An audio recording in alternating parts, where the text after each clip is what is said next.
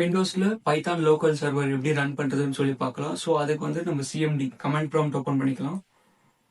Open பண்ண உடனே நம்ம இப்போ ஐபி கான்ஃபிக் அப்படின்னு சொல்லி ஒரு கமாண்ட் கொடுக்கணும் நம்ம ஐபி கான்ஃபிகரேஷனை பார்க்கறதுக்காக. ஸோ நம்ம இப்போ ஐபி கான்ஃபிக் என்டர் பண்ணலாம். ஸோ நம்ம இப்போ இன்டர்நெட் கனெக்ட் பண்ணல. இன்டர்நெட் கனெக்ட் பண்ண மட்டும் தான் ஐபி கான்ஃபிகரேஷன் எல்லாம் காமிக்கும், ஐபி அட்ரஸ் எல்லாம் காமிக்கும். So I will connect my internet.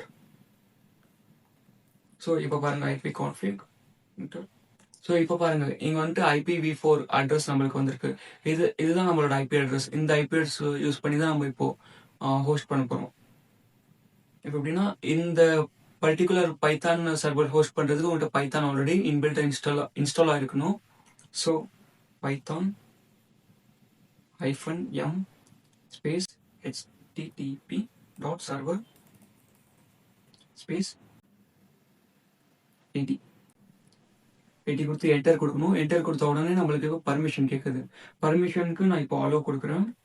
Allow கொடுத்த உடனே நம்மளுக்கு இப்போ ஹோஸ்ட் ஆகுது. நம்மளுக்கு சர்வர் ஹோஸ்ட் ஆயிடுச்சு. இப்போ நம்ம வந்துட்டு ஐபி அட்ரஸ் வந்துட்டு என்டர் பண்ணணும். ஸோ இப்போ வந்து ஐபி அட்ரஸ் என்டர் பண்ணணும். இதான் நம்மளோட ஐபி அட்ரஸ். இந்த ஐபி அட்ரஸ் நம்ம குரோம்ல என்டர் பண்ண போறோம்.